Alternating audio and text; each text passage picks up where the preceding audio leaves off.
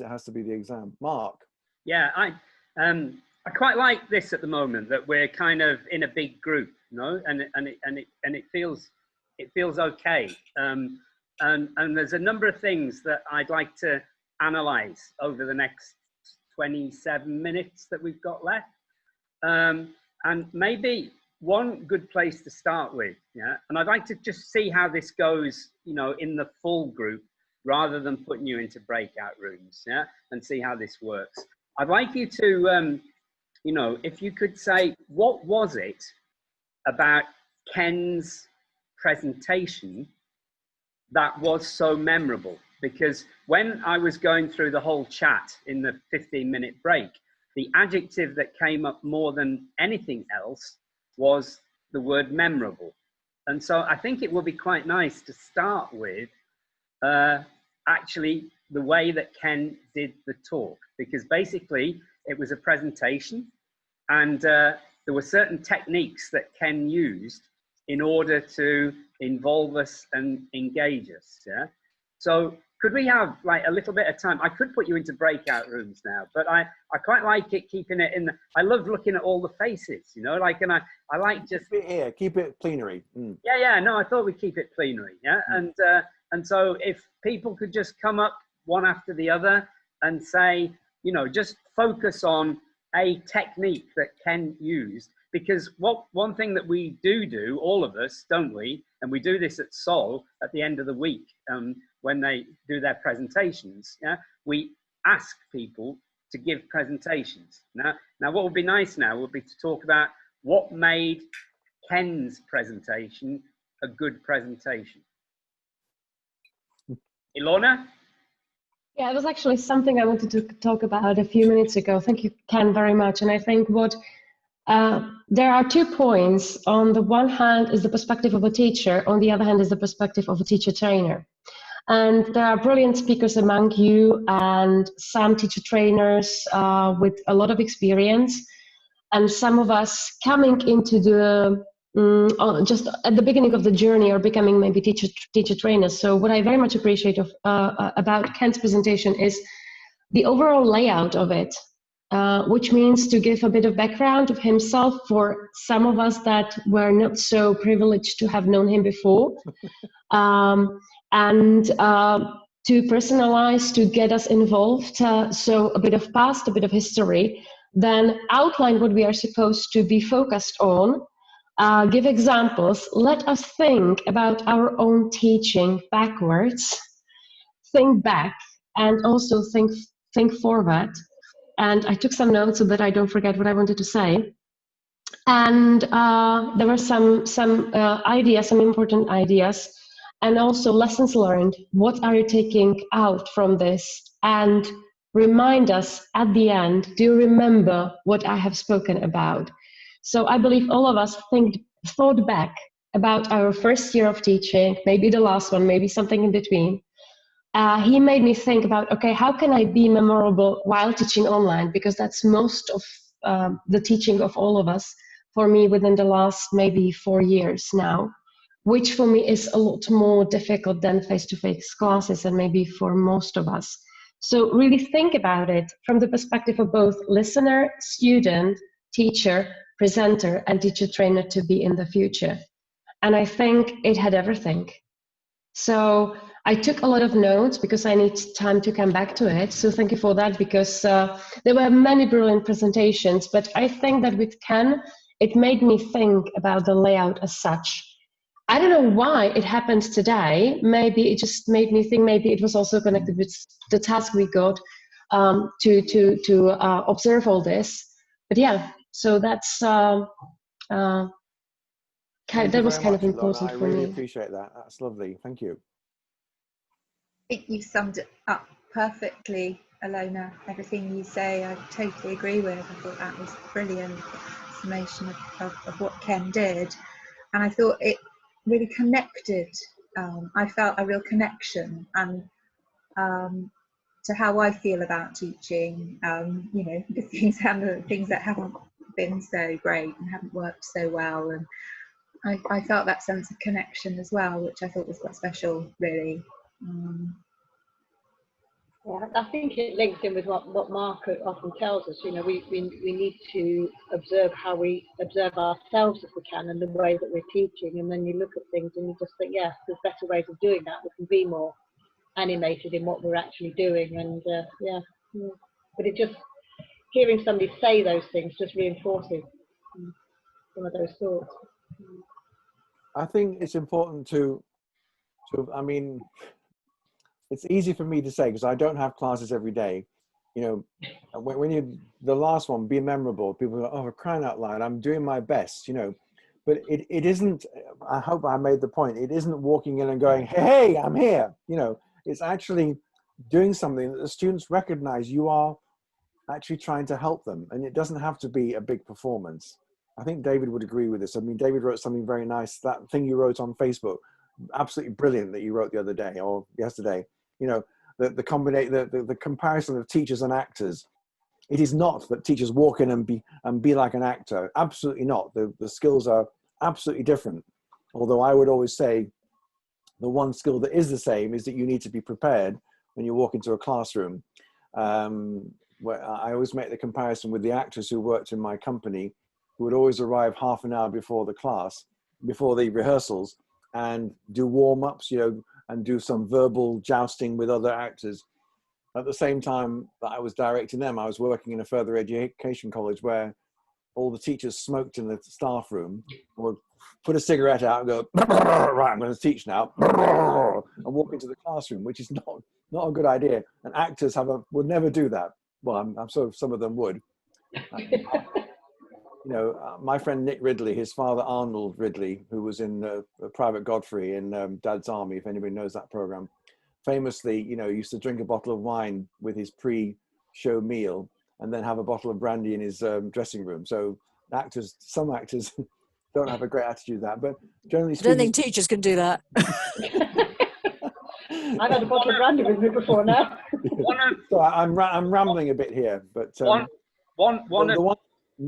Mark. One of Ken's 5 categories was devolving responsibility. Now, he gave us one example of that, which you'll remember, but could you now come up with some other examples of how you might devolve responsibility? Because one of the things that I learnt on my MA in ELT at Lancaster University was never do anything that you can get your students to do, and that there was a correlation, a relationship between the extent to which you withdraw from making decisions on behalf of students and the amount of language that the students actually used. Because the more we talk, then the less opportunities there are for students to talk. And the more that we solve the problems, then the less the students will learn how to solve the problems. And the more that we tell people what to do and how to do it, then the students will never learn these skills. So if we want the students to have more agency for what happens in the classroom, if we want them to co-construct the language lesson, to be in both the how and the what, you know, so in the methodology and in the content, yeah, what kind of things can we do in order to devolve that responsibility? And it'd be nice if people could come up with a few practical examples of this. Should we type it in the chat box, Mark? No, I think it's good. I think it's good if people say it, you know, it's quite nice for people to listen to. I quite like this format now that we're in this plenary. It wasn't what I planned. And again, it's an example of thinking on your feet, yeah, like what Donald Shern described as thinking in action, you know, like, and how you decide to do something very differently according to the atmosphere, you know. And I kind of felt the first 2 minutes, and then I felt it didn't quite feel right to put you into breakout rooms, yeah. And so this is an important part of good teaching, when you sense the atmosphere and then you take decisions, you know, which are different, yeah. Because within a 45-minute class, consciously and subconsciously, people say that you actually make up to 500 decisions to do with, you know, the way you move your finger, the way you move your body, when you speak quietly, slowly, speak a bit louder, move around. about 500 decisions that you make within 45 minutes. Yeah? And all of these things have an impact on the way that the language classroom feels. Yeah? So could people come up with some practical examples that would be helpful for everybody else and how you can devolve responsibility? You know? Because this was Ken's fourth proposition or suggestion, or within his 5 ways of animating the classroom. Well, I'll start with another mathematical division of the class, which I've never tried, and I heard somebody else's talk, which was, say you've got 36 students and there are 12 units in the book. That's a nice division into 3. You say, right, get into groups of 3. You don't tell them why. Now, here's your new book. There are 12 units. I want each of you, there's your groups, you will be presenting the first 5 minutes of this unit. So choose it. So they go, what? So they go, I'll have this one. And eventually there's this wild scrambling around until the dust settles, and each group of 3 now has unit 1 or unit 4, unit 6 or 12. And you tell them in about 2 or 3 days time, or 2 or 3 lessons time, we're going to be on lesson 4. That's you 3. I wanted just a 5-minute presentation about the content. You say what you want, you know? You just tell a story completely not in the book, but related to the topic. But I want a 5-minute presentation. You don't have to teach the language in it. I want a 5-minute presentation about unit 12. So they're all going, ah, but when they've done it, I've never done this myself, but I gather like a lot of things in our lives, like a presentation like this, you get all anxious beforehand, and there's a sense of cathartic joy after every time. They go completely bat crazy until they finish it, and they go, oh, that'd be nice. I wish I'd done a bit more, sort of thing, you know. So giving everybody responsibility, 3 people, or dividing the units in the book by the number of people in the class, and giving a group of 2 or 3 the requirement to introduce that unit. Catherine, you do something similar with the I was journal, going to say, don't I you? know exactly what Lilius and Sam and Louise are thinking as you're saying that, because we're all thinking the same thing. So yes, we have a course journal at Sol, which is divided obviously into pages and into topic themes. And one thing that we introduced, was it only last year? Can't even remember now. On the first day, was that we would divide the class into however many groups we needed. But the only difference, and I like the idea of taking your idea, Ken, the only difference is that certainly when I do it, say, you two, I want you to look at these 2 pages, and in 3 minutes time, you're going to tell us what they're about in your own words. But actually, from what you're saying, it would be perfectly possible not to say which pages, but just to put up, you know, a selection and say, you've each got to choose which one you want to look at, and let them to get ready. Is that what you're saying? You're only giving them a few minutes to get ready? Yeah, a few minutes. Well, there's not much on the pages. Oh, I see. Okay. So basically what they have is a title and a few homework tasks. So that what they're doing is focusing on that particular section, so they can then tell the whole class in their own words what they're going to be studying in that, or what they're going to be doing for homework, really or what the nice. lesson Like might be that. about. Because it makes them talk, which obviously is our goal all the time. So yeah, that would be a good way to adapt it, to give them more autonomy.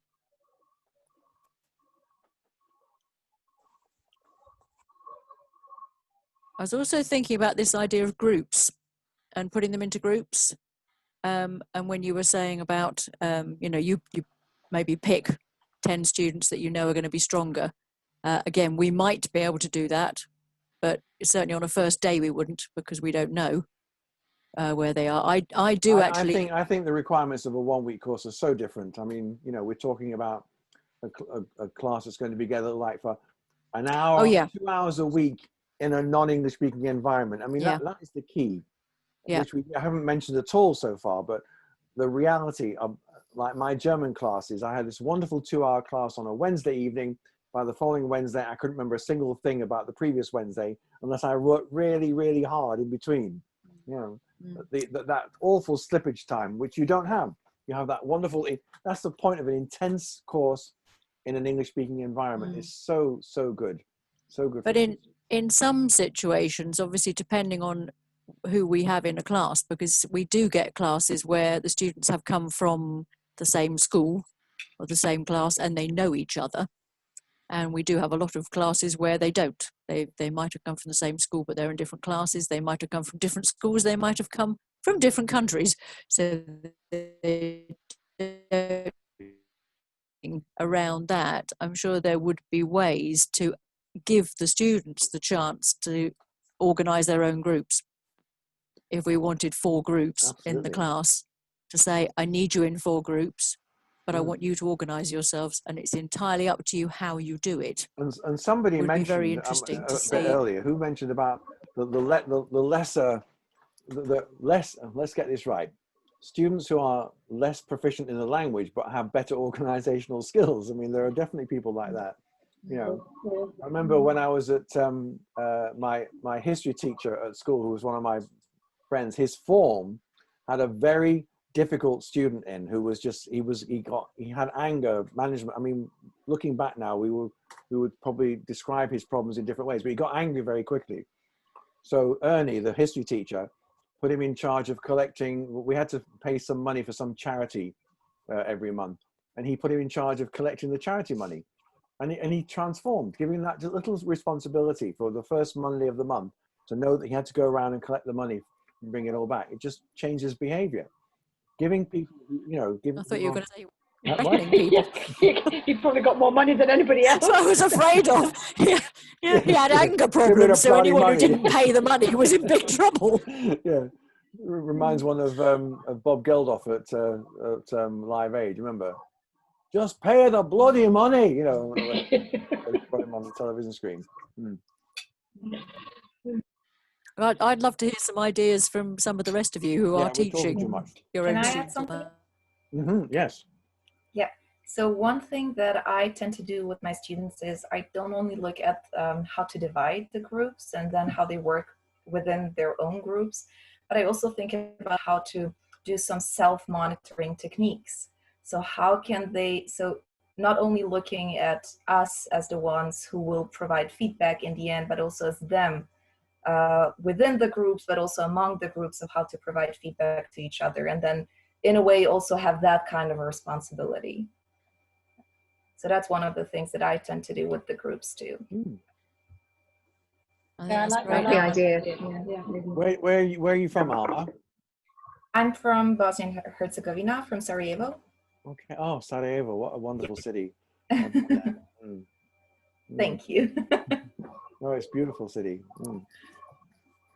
I went there in March, a long time ago. It was snowing, so I saw Sarajevo in the snow. I think it's beautiful in all of the seasons. It's a bit polluted now in the winter, but yeah. I really like that idea, Alma, because I think it also helps us as teachers to get around in some way the problem that when you've got, let's say, 20 students in a class and they're working in different groups, it's very obvious to the students that you as the teacher cannot be actually interacting with all the groups at the same time. So they know when you're coming, they see you coming over to them, so they start doing their English. Yeah. But as soon as you've stopped, this is the problem, isn't it? As soon as we have visited the first group and chatted to them, if we're doing it in that way, they know they've done their bit. So why should they bother to actually carry on speaking English or doing a task? But if you've got someone inside that group who is monitoring, and then you're maybe just, or even all of them, you know, we can provide them with materials, or I'm not a big fan of checklists, but at times they do help to somehow help them reflect, at least with some questions and statements. I really like that. And then if all of them can use them in their group in a sense of what exactly did I do when it comes to this work? What exactly did I do? And then I think that the reflection process is even more important than the work within the group in itself. I hope I do make sense. Because in the end, sometimes our reflection process is longer than the activity itself, which is amazing because they have this free speech opportunity to use the language freely and just explain what they have been doing and, you know, what kind of the impact was. What kind of students are you talking about, Alma? What age? What I used to do this with elementary school students. So Wow. I had short questions in the form of checklists for 5th graders and also for my teenage students who were 15. And then I tend to do similar things with my university students now. Yeah.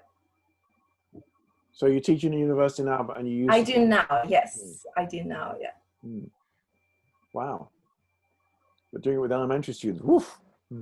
I've worked in kindergarten. I also worked in a kindergarten, and I worked with preschoolers, and that was, I have to admit, the toughest job of all of them. The most rewarding one, but also pretty tough. Yeah. One thing that we've got as a fantastic resource now is the experience that our learners have got of experiencing learning in a different context other than school. So over the last 7-8 months, most of the people who we teach have had some experience of online and some experience of face-to-face.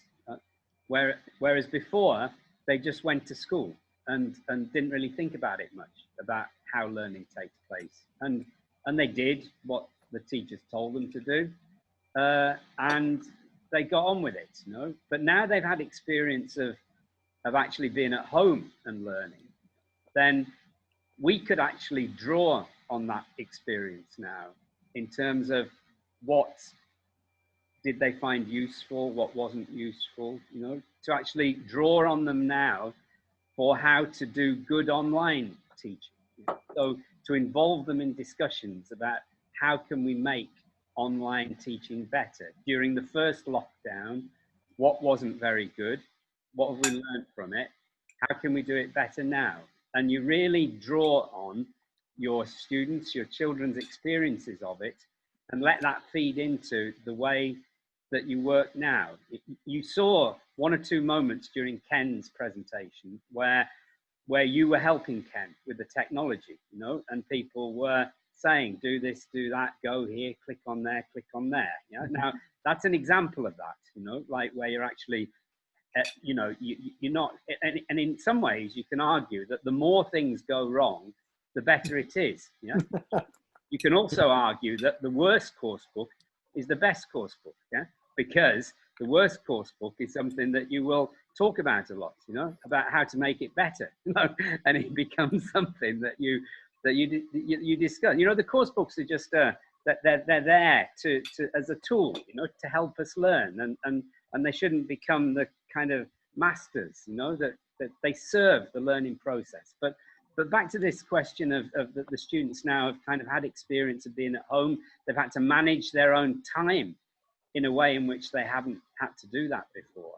And they've been doing different things with learning English. I sent out lots of questionnaires and found out lots of children had been reading Harry Potter or looking at Netflix and looking at things with subtitles of English. Yeah? And now there's a great opportunity to bring that into the classroom and let them carry on doing those things. Yeah?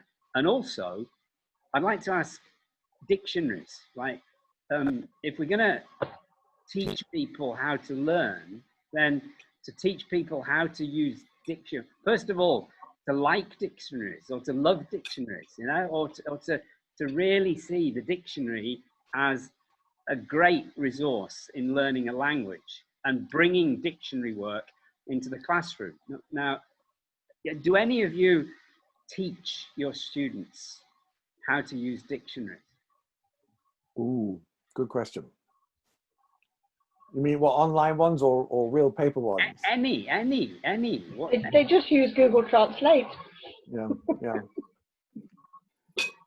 I mean, what I'm asking, you know, because Ken talked about how we devolve responsibility. You know, one way of developing responsibility in learners is to teach them how to learn. And there was a book back in 1989, which was written by Gail Ellis and Barbara Sinclair, called Learning to Learn. And it was a great little book, and we put it in British Council resource centres all over Czechoslovakia when I was working there, because we were responsible for filling the libraries. Yeah, so I spent a lot of time looking at which books we should put in these libraries, and this was one that I worked a lot with students, like teacher trainees, like as an important resource in getting people to take more responsibility. And in my observations over the last 30 years, we don't do much in teaching students how to use it.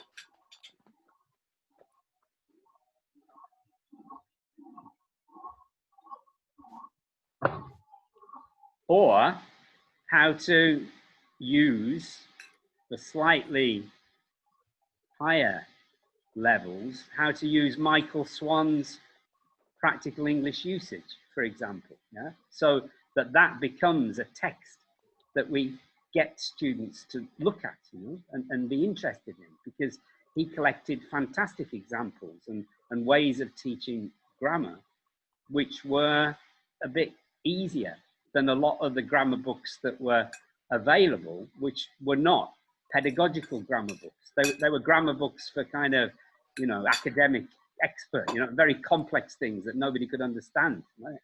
Whereas Michael Swan managed to kind of bring this closer to us, you know? And you could argue that provided you teach students how to use dictionaries and how to learn grammar, then the content becomes something that you can actually do what Earl Stevick, you know, that slide that Ken had of Earl Stevick, you know, saying that the most interesting things kind of happen between people in the classroom, and you allow that space for that to happen, but you teach people how to learn.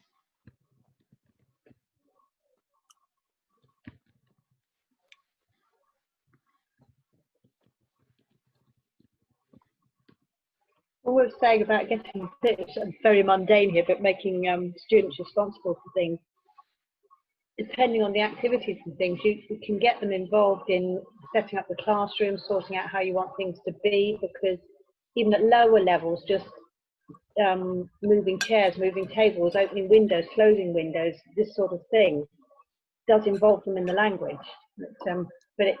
That really depends on the size of your classroom and how much setting up you've got to do if you want to get them to help you set up. But you can always get them to clean up at the end and make that part of the lesson. Mm-hmm. I mean, for example, now, I'm not going to do it because I'm going to keep you in plenary, yeah? But what I could do now is I could put you all into Zoom rooms and I could get you to talk about the Zoom rooms, you know? I could get you to talk about what is the value of the Zoom rooms, because something that I've learned over the last week, actually, is that this is actually quite exciting to be put into a Zoom room. And it's a bit like Alice in Wonderland disappearing down the white rabbit hole. And there's those 3 or 4 seconds where you don't know what it's going to be like, you know, and who you're going to be with. And suddenly you find yourself in this kind of secret, quiet space, you know, like underground, yeah? Like somewhere where you haven't got a teacher, you know, who's towering over you. You haven't got all the noise of all the other groups in the classroom, you know, and suddenly, like, I mean, we did a lot of work on large classes in India when I was doing my MA, you know, how you work with classes of 100 people. Well, Zoom has solved that, hasn't it? You can have 100 people and you put everyone into groups of 4. They work in the little room, and you hope they do. You give them instructions, but as in all instructions, students reinterpret. You know, the task. You know, they never actually do what teachers say. Really, you know, not exactly what you know. They always kind of do it slightly differently, and provided they're speaking English. And that surely that's what we want, you know. And if they feel comfortable in their Zoom room, and then you actually talk to them about how we're going to do it next time. Do you want to be in the same Zoom room? Would you like to be surprised and be with somebody else in the Zoom room? Like, you know, you can divide people up into boys and girls much more easily than you would do in face-to-face classes. You know, I think there's a book to be written now about Zoom classroom management, you know, which is kind of different from the books that we've got, you know, in Jeremy's books, you know, Jim Scrivener or Penny Ears, you know, like their books, you know, on teaching methodology. Now there's a really exciting space with the Zoom route, the way of using Zoom, which I think offers opportunities which can be much better than in face-to-face classrooms, you know? And what do you think about that? Mark, can I just change the subject for a minute? Because there's a couple of interesting things that have gone on to the chat line. Quite why, David, why have you chosen to write something rather than say it? That's what I want to know. But this thing from Christy, I just think this is a really nice, I think we just for a moment, if we take the time out and read what she said, I would never have believed that an online meeting discussion could be so real in terms of feeling the togetherness and the unity. That's really brilliant. And that, I think, is the value of conferences. And this is what, I'm sorry I've changed the subject, Mark, but I think this is really, really important message, that if you're teachers, wherever they are and whatever their subject, are under a lot of pressure. I think teachers and healthcare workers are the ones who felt the most pressure. Healthcare workers, we know, have felt probably more pressure than anybody during the pandemic, and everybody's lives have been changed. But the fact is, everybody's under pressure, and that pressure you feel by yourself. You wake up in the morning thinking, God, life is bloody impossible. And it's things like this event of yours, Mark, and events generally which bring people together. And I think, Christy, you've made the point very, very succinctly there. It's when you realize that other people are in the same situation. It may be a disaster, the situation you're in, but when you realize that other people are suffering in the same way, it's actually quite reassuring. It's quite nice. Yeah, nice is possibly the wrong word if it's a real hell. Ken, I know, Ken, I know Christy very well, you know, because we've been on soul camps together. And Christy, could you, like, the fact that you've written, that's great. Well, as Ken says, it's great that you've written that, yeah? And is it that you've had, because you've joined us late on the course, yeah? Like, and you've been here for how many days now, Christy?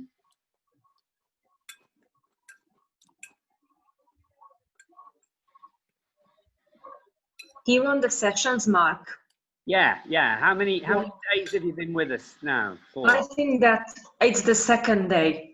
Right. It's the second. Yes. Now you've obviously experienced something in these 2 days that surprised you, yeah? Mm-hmm. And so, what is this experience like now compared to the experience that you've had in the last 7-8 months with online learning? What is different about this experience now for you to say, I would never have believed that an online meeting can be so real in terms of feeling the togetherness and the unity? Can you try and express what you mean by that and how it compares with your other experience that you've had?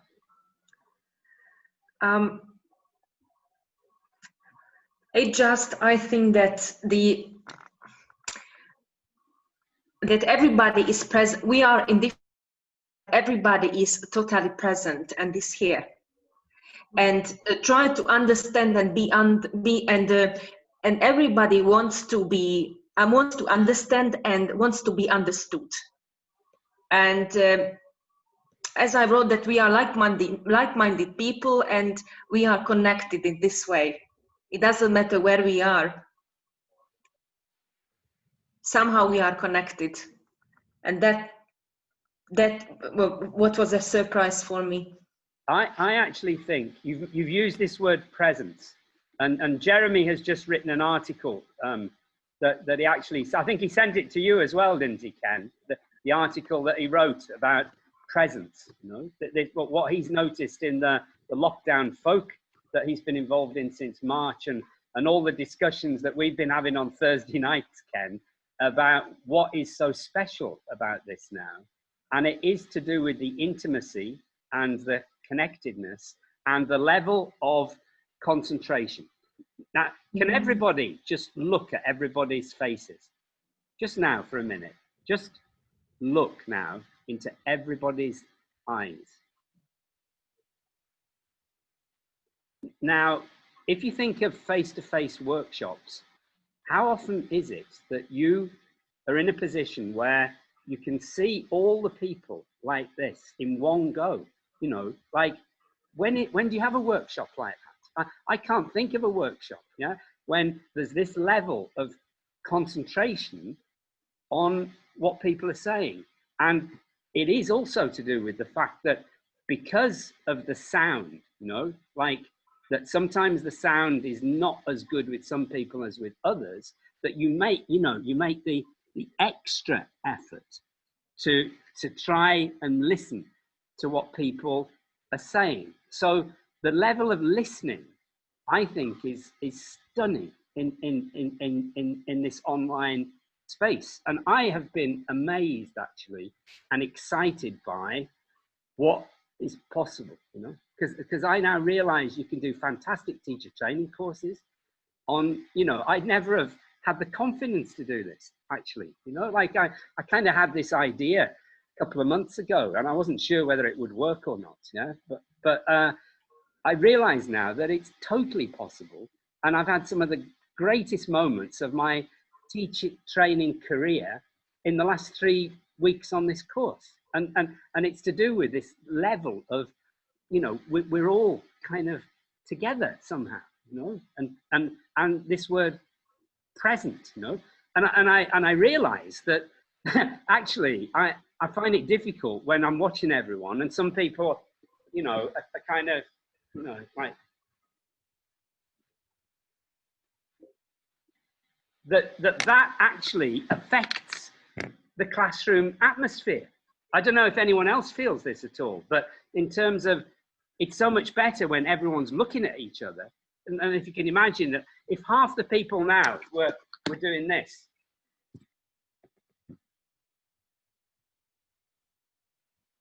you just imagine half the people that we're looking at now, the experience, the experience of this would be totally different, wouldn't it? There's something about having, there's something wonderful and beautiful about looking. And Nick Bilborough a couple of weeks ago in his first thing, you know, he was talking about when it's 9 people, you know, and it's you know, he said it's beautiful to see. Like, I mean, Andy Warhol used to do this, didn't he? Yeah, Andy Warhol used to do this with Marilyn Monroe and you know, these kind of images. Yeah, but there's something very special about this somehow.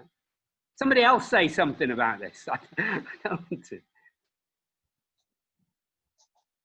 I think it's very unifying. And actually, what's been said has already been said so beautifully by Christy that it would be hard to beat. Actually, I have to say, I think it was very eloquently put. But I love the fact that for those people who are fortunate and have cameras, so we can actually see you.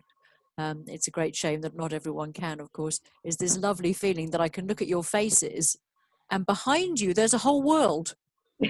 Your home and your country and your life and your situation is all sort of mysteriously kind of sitting there. But it's kind of in the atmosphere. In that, you know, I can look at these names and I can think, oh, I wonder where she's from. That's an interesting name. Oh, that must be a name from this country or that country. You know, and it's a really exciting thing because we're all different, but we're all the same in the sense that we're all teachers and we're all interested in learning more about this world that we're in. And of course, I just want to say one thing about what you guys do in Devon with Soul and which other people will do in other places is often the most memorable thing that's going to happen to the younger the person, the more likely it is to be memorable. You know, that's something they will absolutely remember as a bright, shining moment in their life. And the total sadness is that it's not possible for everybody to have that opportunity. You know, everybody would like to be able to go, I'm not just English, but to go somewhere and have an experience where they mix with people from different backgrounds, from different countries and different, just, you know, everything different about the way they do it. I always tell the story about the first time I met a Hungarian when I was I was 14 years old and I was in a youth hostel in the Lake District with my history teacher, who I've already mentioned. He used to take 4 or 5 of us on trips to the Lake District, and we went in and he said, right, we're going to make some potatoes and some carrots tonight. And there was this extraordinary woman with kind of dyed red hair and lots of red clothing and cooking something that was mainly red. My image was of something red. and it turned out she was Hungarian. She was traveling alone in a British youth hostel, and she was cooking fabulous looking, exciting, and we were going to have sausages and potatoes or something, you know, for a typical kind of fare that you'd fill up a 14-year-old with. And my history teacher, who was at the time unmarried, he wasn't gay or anything. He was just, we thought he was gay. Well, we thought from that long time, he then got, you know, well, whatever. He just looked at this woman and thought, I've fallen in love with her. And he spent the rest of the evening trying to talk to her, and she wasn't interested. So what on earth a Hungarian woman was traveling alone in a British youth hostel? And this is like 1965. So it wasn't that easy for Hungarians to travel in those days, but it remains, it's seared on my memory as an extraordinary event in my youth. And so I'm aware of young people going to your kind of course, having the input that you people in you work so hard to make that a great experience. I've never been down there, but I know from Mark what you do. And all around the world, people are offering people a summer opportunity. That is too difficult and too expensive for a lot of people in the world. This is replacing it, and it's good. It's a good, what Christy's already said, to be in these environments, mixing with people from different backgrounds, is almost as exciting as that kind of special summer school thing. I'll stop now. I'll shut up. Can I just add something? And the most, Raluca will agree with me on this one. And I think, is Galina here? Yes, yes, she is. Dimitri left. So when we were in our breakout rooms, the most difficult thing to do was to actually get on the job. So the activity that we had to do, because we would meet for the first time, so 3 strangers in a breakout room. And then we would start talking. So where do you teach? What do you teach? Oh, what level is that, etc. Oh, where do you live? Oh, I've been there. I've never been there, etc. And then the timer would pop up. This room will close in 60 seconds. And then we would hurry up to do the actual activity. So I think that's what happens in real life too. That's what happens all the time when I visit seminars and workshops. We start talking, and it's quite fascinating that we can do this now online too, so that we have that similar kind of experience. Yeah, I think that this expression "in real life" to describe something which is different from this will disappear, actually. But, you know, because probably, yeah, because this is real life, and this is just as real as if we were all sitting in a pub in Devon or sitting in Bridge Chambers, you know, like having a teacher training course. Like, this is just as real as that, you know.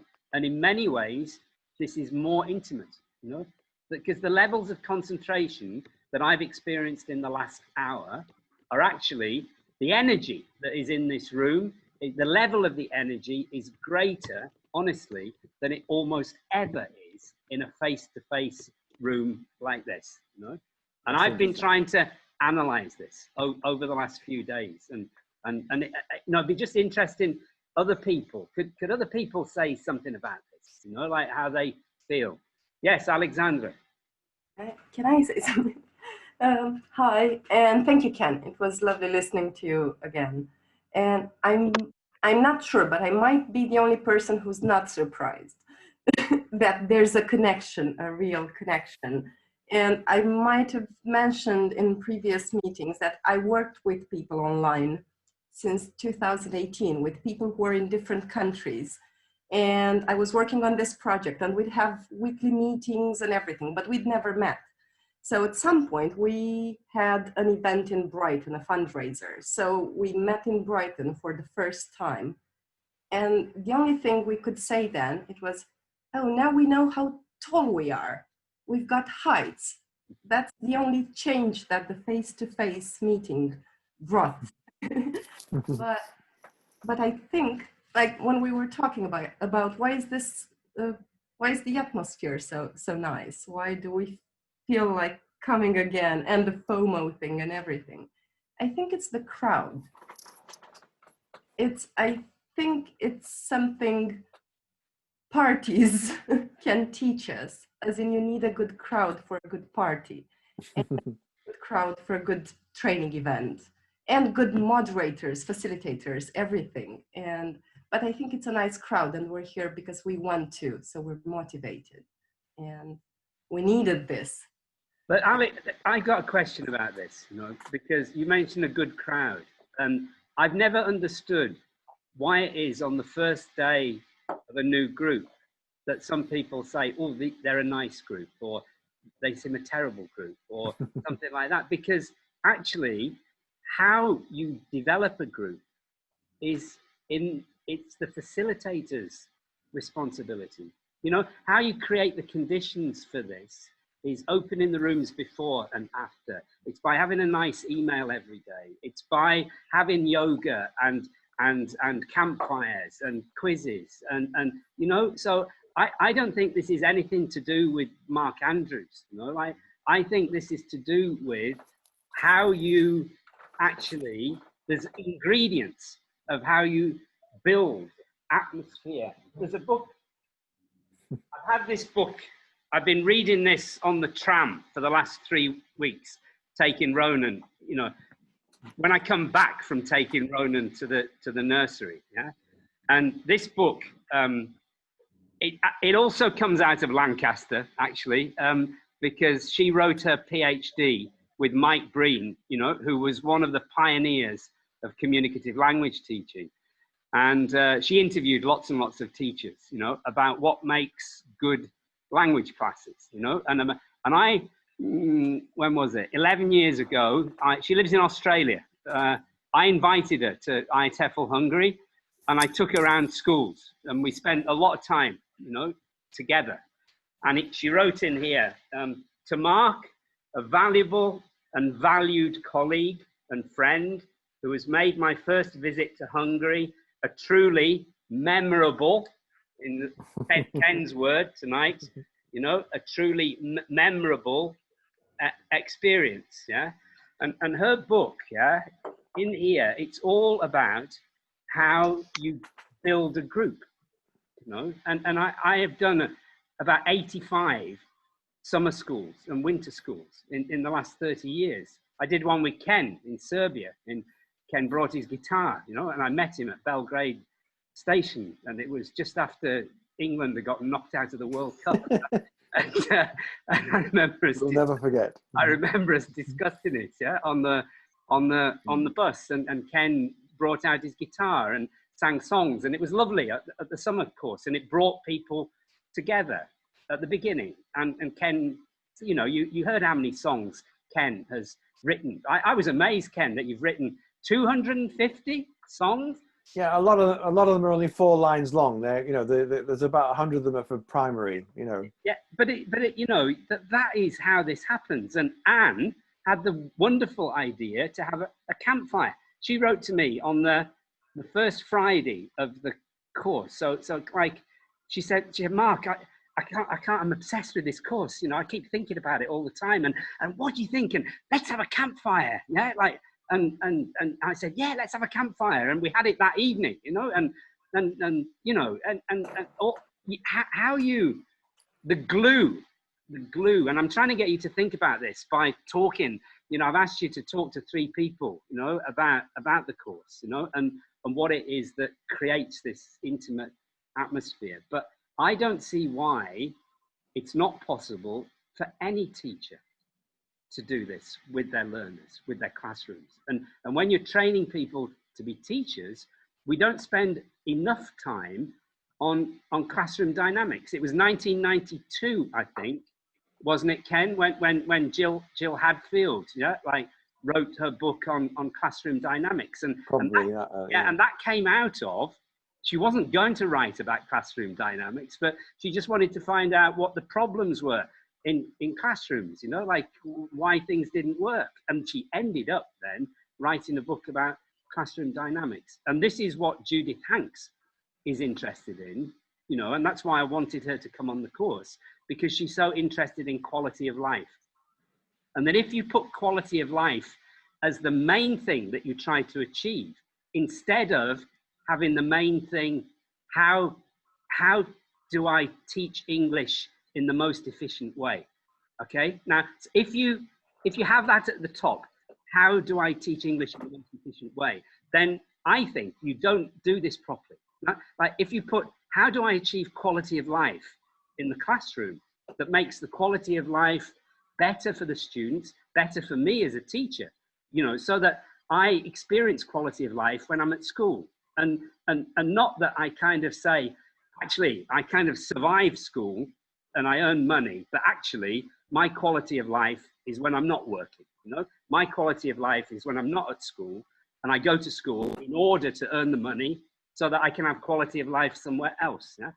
But if we spend so much time at school, then why don't we actually think about how can I make my life, you know, nicer at school, you know, like, and how can I do less and how can I get the students to do more, you know, so as I don't burn out, you know? And the way to do it, as Ken said in his talk, you know, like you get people to take more responsibility, you know? And in teacher associations, they don't work in some cases because you get 2 or 3 people who do everything and then, you know, get upset because nobody else does anything, you know, like, and it's only me who's doing all these things. And instead of investing a lot more time in how you build an organization, I think it's neglected.